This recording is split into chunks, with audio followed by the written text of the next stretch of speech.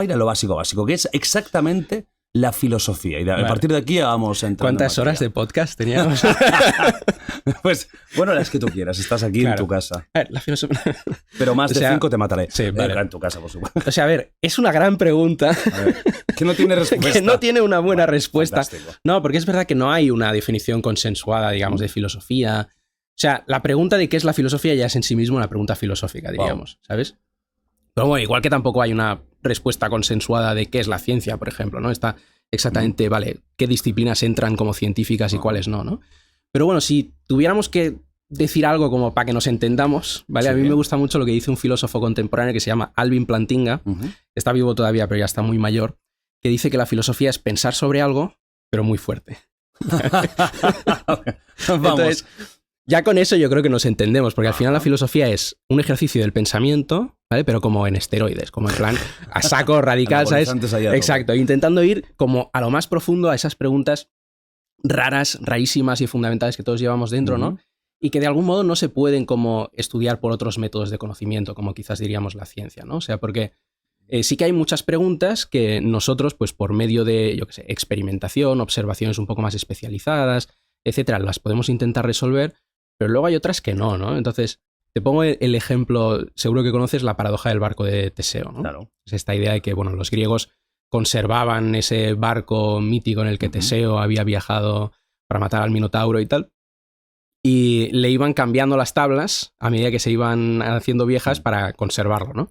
Entonces llega un momento en el que ya han cambiado todas las tablas y tienen las tablas viejas, ¿no? Y la pregunta es, ¿sigue siendo el barco de Teseo o no, verdad? Súper interesante. Y esa es una pregunta que al final, o sea, nos da igual acerca del barco, pero es la pregunta acerca de la identidad de los objetos a lo largo del tiempo. Y tú eso no lo puedes responder agarrando el barco de Teseo, metiéndolo en un laboratorio y, no sé, pesándolo, mirándolo con un microscopio. No puedes hacer eso. Tienes simplemente que pensar acerca de, ¿vale?, cuáles crees que son las posibles soluciones y entonces de ese abanico de respuestas intentar ver simplemente con el pensamiento cuál es la que tiene más sentido, ¿sabes? Cuál tiene cuáles tienen consecuencias que son demasiado radicales y que a lo mejor hay que abandonar, etcétera, ¿no? Entonces, bueno, pues son todas esas preguntas, la filosofía trata todas esas preguntas que escapan quizás a esos otros métodos más empíricos a los que estamos acostumbrados, pero que aún así son interesantes, son raras y nos llaman la atención, ¿no? La filosofía se puede también aplicar no tan solo a las grandes preguntas, ¿no?, de identidad moral, sino también a cosas más pragmáticas, podríamos decir, ¿no? Incluso a la sociedad.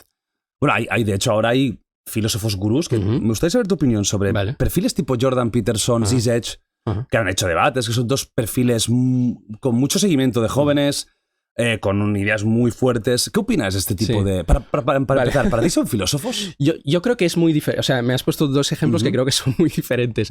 Yo creo que Zizek sí que yo lo consideraría un filósofo. Jordan Peterson yo tampoco lo conozco tanto, pero yo no sé si él mismo se consideraría a sí mismo un filósofo, ¿no? Zizek a mí me hace mucha gracia. No sé si la gente lo ha visto, pero tiene como un montón de tics.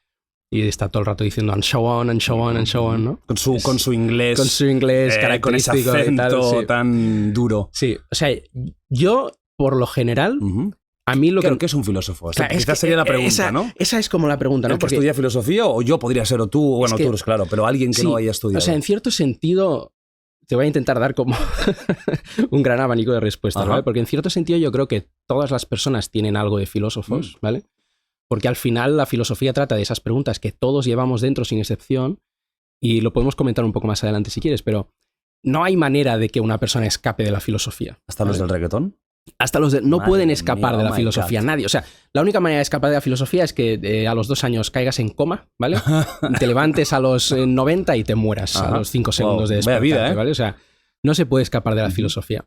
Entonces, todo el mundo, en cierto sentido, está viviendo según unas ciertas ideas filosóficas, una cierta cosmovisión, ¿no? Aunque sea implícita, ¿no? Entonces, en ese sentido, todas las personas tienen algo de filósofos en el sentido de que tienen algo de filosofía. Todo el mundo piensa. Todo el mundo piensa al final, y todo el mundo piensa según unos parámetros, todo el mundo se mueve y vive según unos ciertos presupuestos, ¿no?